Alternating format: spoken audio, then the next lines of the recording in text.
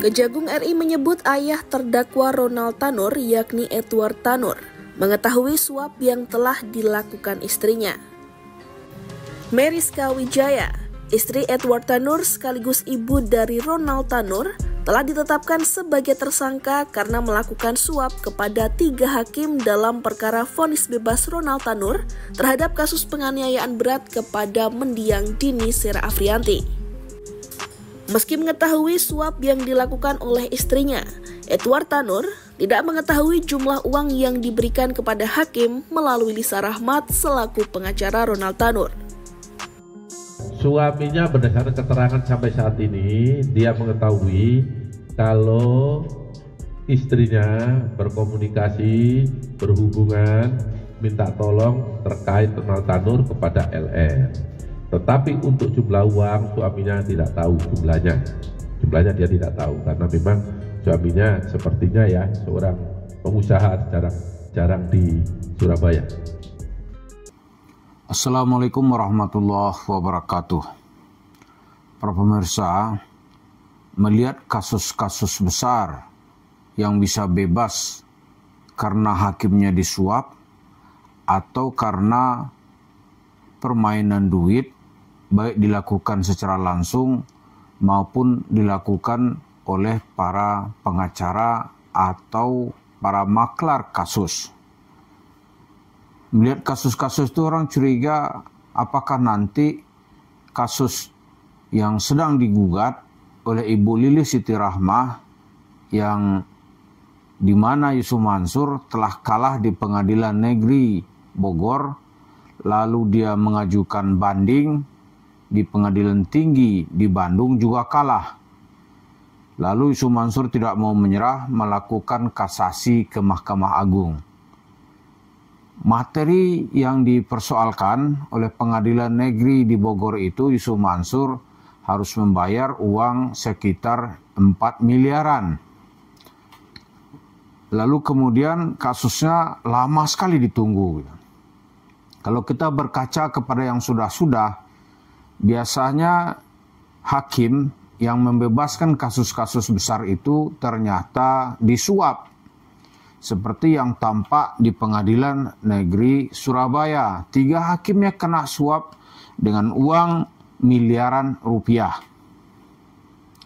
3 hakimnya ada kasus yang mengemuka pada tahun 2024 ini atau 2024 yang lalu, yaitu bebasnya Ronald Tanur di Pengadilan Negeri Surabaya.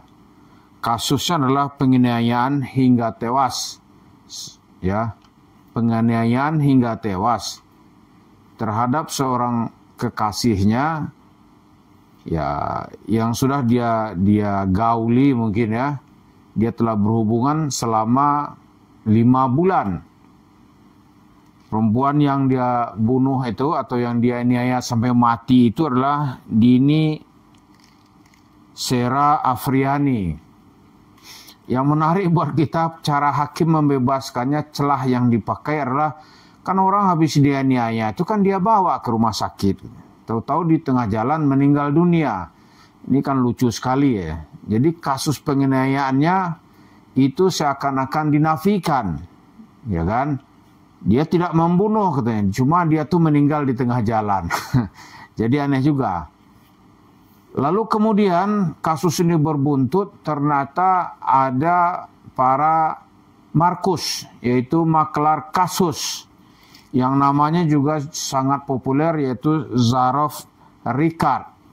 Di rumahnya ditemukan uang hampir 1 triliun rupiah, ya, tepatnya 920 miliar rupiah.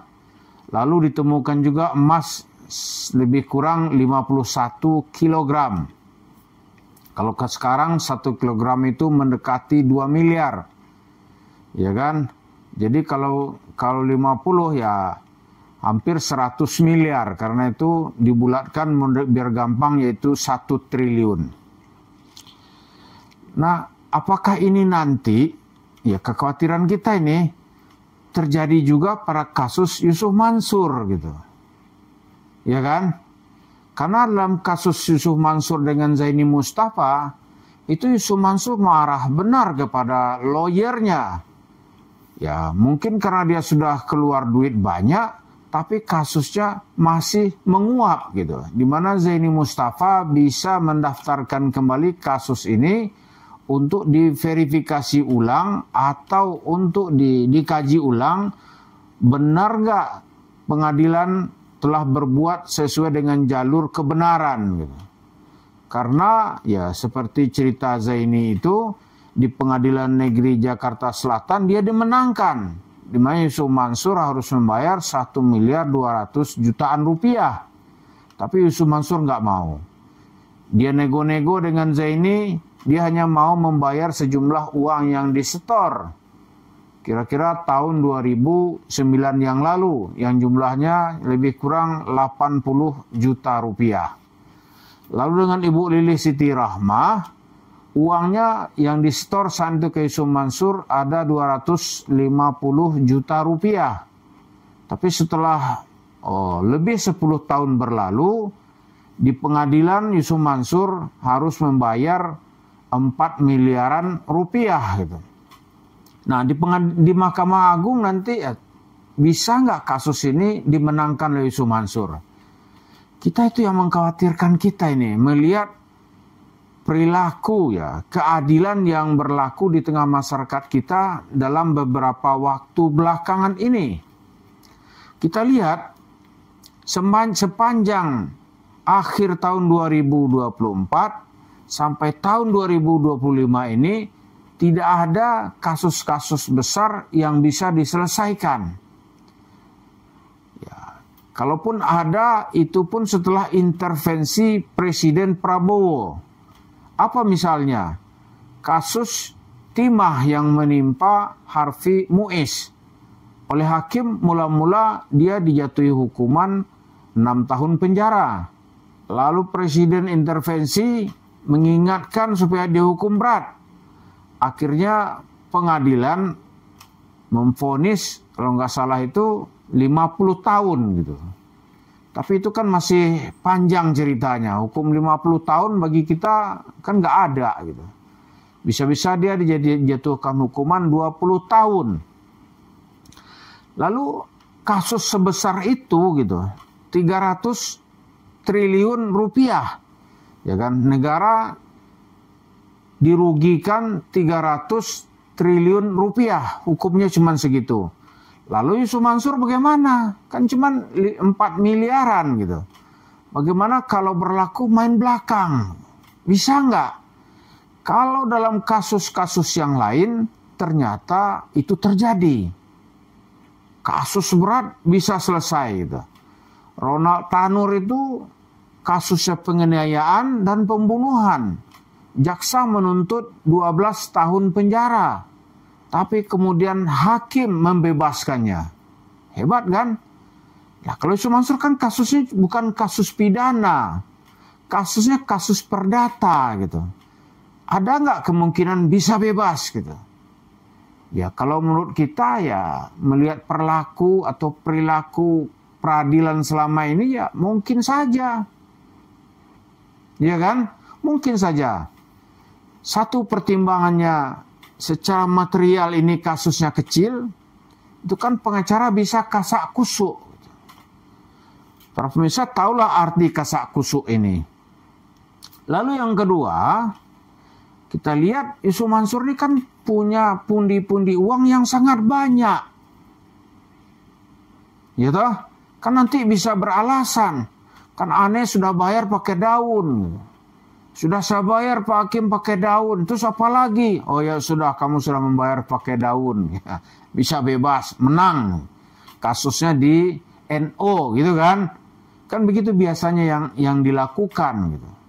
Jadi terus terang kita ini sangat khawatir gitu. Kemudian kasus-kasus besar nggak ada yang ditangkap. Misalnya presiden harus dihukum seberat-beratnya. Orang yang melakukan kerugian terhadap negara triliunan rupiah, beras oplosan, siapa yang ditangkap? Belum ada. Terus minyak oplosan di Pertamina juga nggak ada.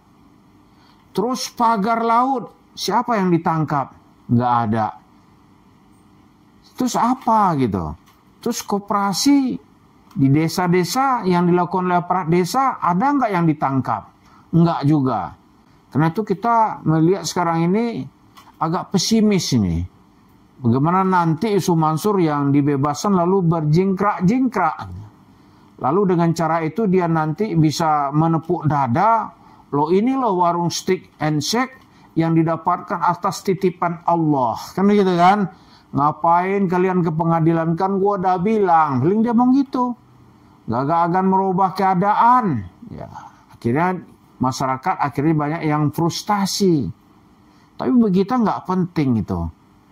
Karena suara kita disuarakan atas suara moral.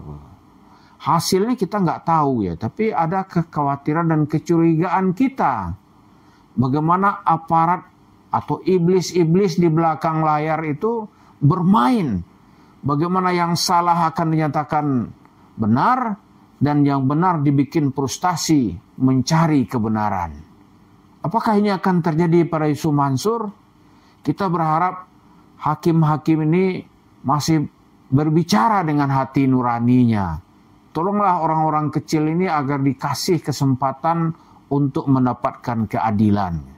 Biar Yusuf Mansur tidak berjingkrak-jingkrak di warung steak and shake-nya, yang notabene-nya dia ambil dengan cara-cara yang tidak sah dan tidak dibenarkan dalam ukuran agama apapun. Itulah wujudnya, diantaranya dapat kita lihat di warung steak and shake. Mari kita berdoa agar nurani hakim ini berpihak kepada orang-orang lemah yang diwakili oleh Pak Zaini Mustafa dan Ibu Lilik Siti Rahmah dan ibu-ibu lain yang juga menjadi korban akibat kelakuan Yusuf Mansur. Terima kasih. Assalamualaikum warahmatullahi wabarakatuh.